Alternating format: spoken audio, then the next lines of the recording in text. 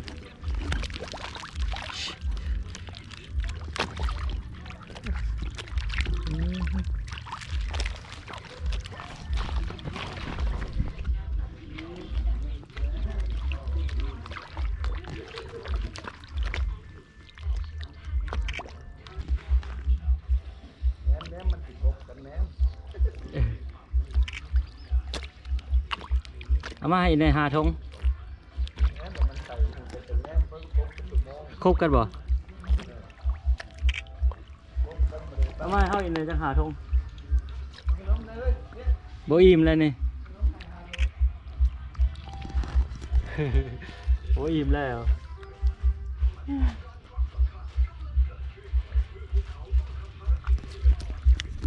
บ่อิ่มจังน้อยทาก้อนทักก้อ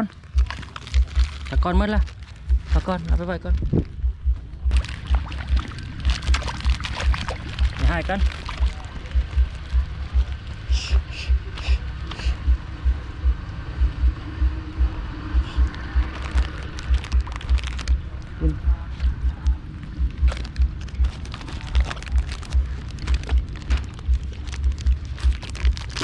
ขักกันเลย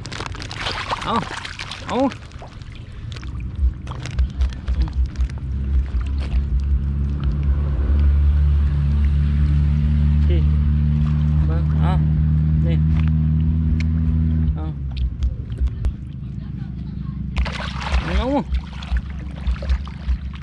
เจ็บไปดิ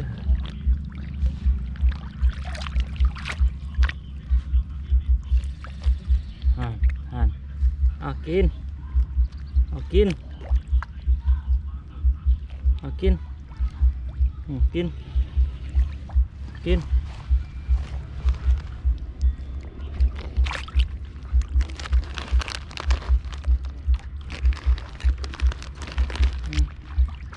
เอาลงมาพี่กินไปแล้วบ่ขึ้นมาอีกนี่กินนี่เอานี่ลงพลกินกิน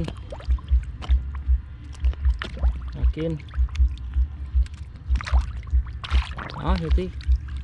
พบกันอะไรอันนี้เพื่อนเดินว่าปลาผาเลยใครบ่เคยเห็นปลาผาเนาะเบิ่งเด้ออยู่น้องปลาผาอยู่บ้านดอนแดงเมืองจำพรแขวงสวรรณเขตกับบ่ไกลดอกขี่รถมาประมาณ2 ชั่วโมงก็ฮอดจากตัวเมืองสวรรณเขต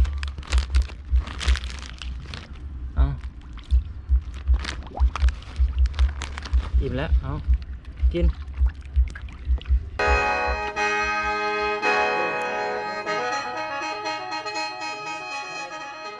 ตามประเพณีและความชินเคยของประชาชนท้องถิ่น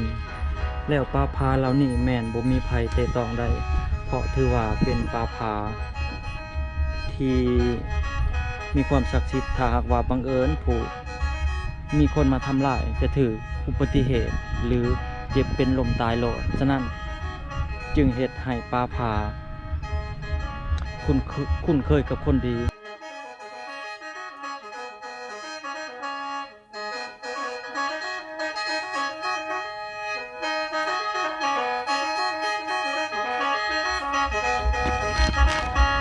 ม่วนอะไรพี่น้องมาเด้อมาเบิ่งเด้อมาสัมผัสด้วยตัวเองลองเบิ่งว่าเป็นแบบไหนไม่เคยมาสัมผัสเลยเป็นสามารถจับเบิ่งได้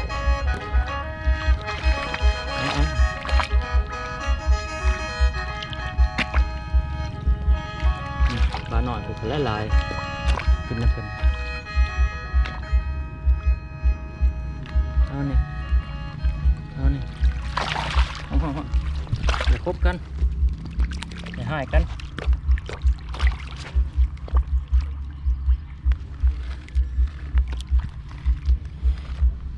กิน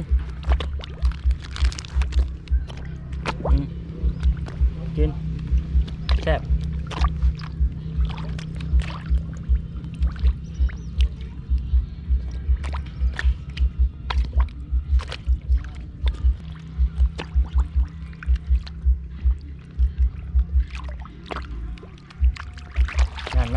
นั่นบ่ให้กันเอานี่เอากินนี่ตู้คอยตู้เอากินนี่กินนี่ใบนี่ใบนี่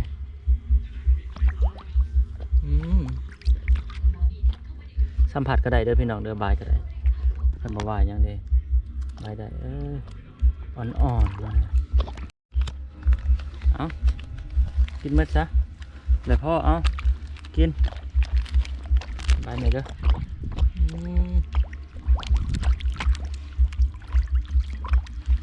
ไปจับสั่งเลย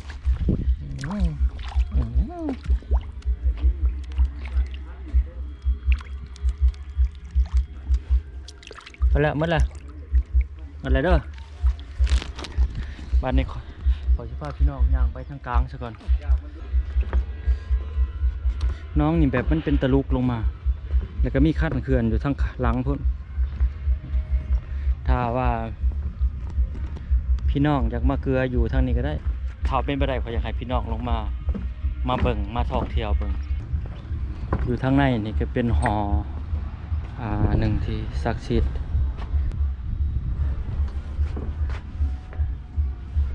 แล้วก็สามารถเข้ามากราบไหว้ได้ทางในด้านในอันนี้เป็นซิมเนาะเป็นซิมมากลางน้ำซิมมากลางน้ำ